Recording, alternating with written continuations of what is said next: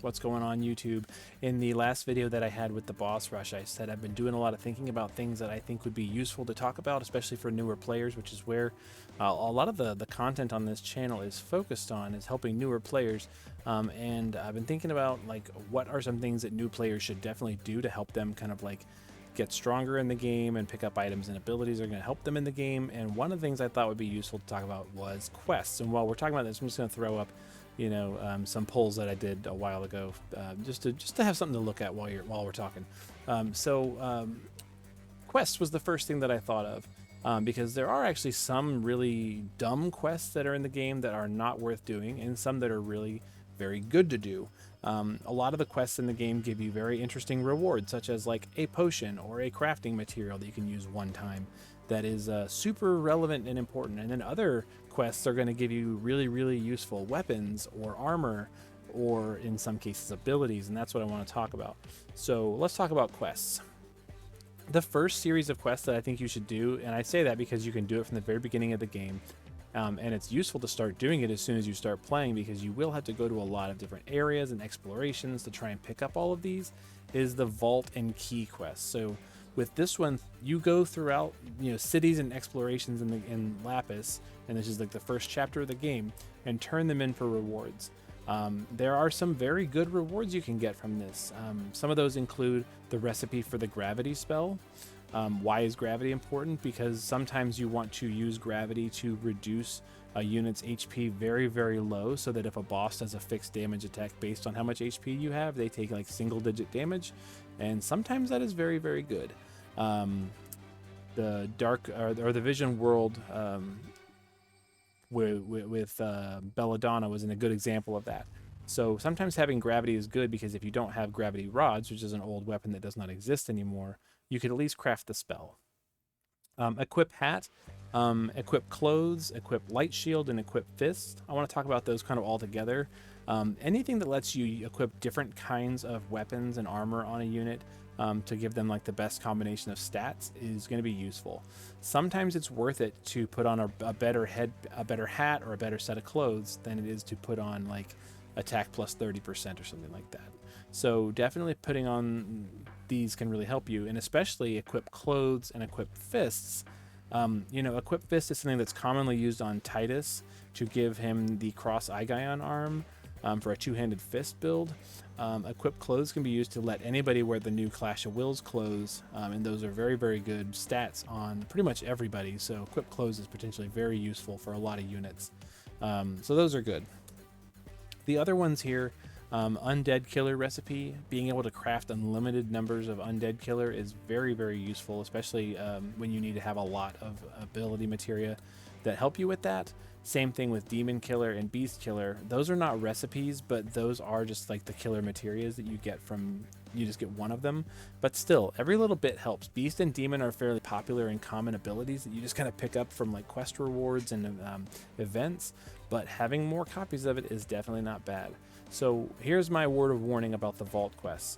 They are very, very long. There's a lot of them, and in order to get the high tier rewards at the end, you have to do every vault and every key. So it's a time sink. It's a really big time sink, but it's worth it. Equip Fist alone is worth it for all the effort you have to put into it. Check it out on the wiki. There's a section with the drop downs at the top for vaults, and you definitely want to check that out. The next one is very similar in terms of how much time it takes, and that is Madam's Manor. In Madam's Manor, you explore the dungeon underneath Madam's house for rewards. And in order to get to the different areas, you have to go and find pieces of this tablet and basically like keys, to put it together and get into the lower levels. Some really good ones though here. Equip sword, equip robe, equip gun is the big one from Madam's Manor.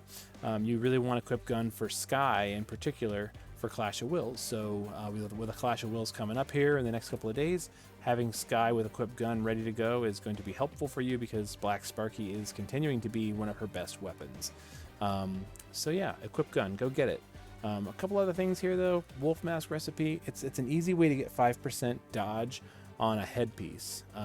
There aren't a ton of items that do dodge on a headpiece, but there's one. You can just make as many as you want. Exploring the depth is just kind of a reasonable all resistance and HP or defense and spirit boosting materia for tanks, very useful. And Beloved Adele is a earth element gun for any useful for anybody who's named Adele. There's a handful of units that can equip that named Adele. So yeah, very good. Madam's Manor. It takes a lot of time. The first 2 or 3 levels are a lot more complicated and annoying than the last 3 levels. It gets easier as you go.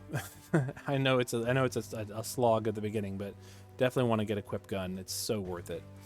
The last 2 are, I think you could probably skip them, but they're decent. They're decent. Searching for Inspiration is a quest you can do in Realm of the Dragon King. The reward is a dragon shield. It's not got the best stats on it, but it does have multiple resistances, which is good to put on a shield, especially for like a support unit, or if you need one, a tank who needs those resistances that are on it. It's pretty decent. I use it sometimes still when I'm kind of like mix and match pieces to like get the right combination of elemental resist. The same is also true about this last one, a Knight of Grand Shelt, which you can do from Aquapolis Oldarian. You get the Shield the Patriot, which is good for regular old Charlotte, who's not a very good tank because there's Neovision's units available now, and Sacred Shield Charlotte, who is reasonably good at what she does, but you probably want her own STMR shield. But if you don't happen to have it, you can give her the Patriot. It's got, okay stats, and the better thing about it is that it gives you the ability to cast AoE Asuna on your party from your tank. So instead of your healer having to do it or somebody else having to do it, your tank can do it when they're not busy doing other things. So it's pretty useful to give to them, those 2 particular units. It's kind of locked to them, but it is there. It's an easy quest to do and not hard. The more important of these quests that we're talking about, though, I would say is the vaults, the keys, and Madam's Manor, just because the rewards are so good. Equip gun, equip fist alone are worth the time that you put into getting these for free. You can't get them anywhere else, so definitely want to go in and do it. That's it for quests, really. There are a lot of quests in the game, but like I said, most of them give really dumpy rewards, and you can do as many of them as you want, but how many potions does one really need? Actually, you kind of need a lot, especially if you want to do the like items used in battle quest. But still, yeah, vaults and keys, Madam's Manor, do it. Get those materia. You're gonna be thanking me later.